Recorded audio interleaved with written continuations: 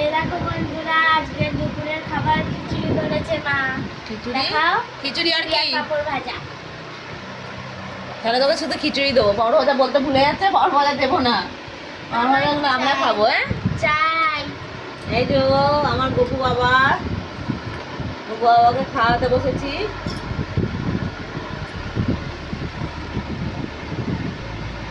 কেমন হয়েছে খিচুড়ি? এটা মুখে পুড়েছে।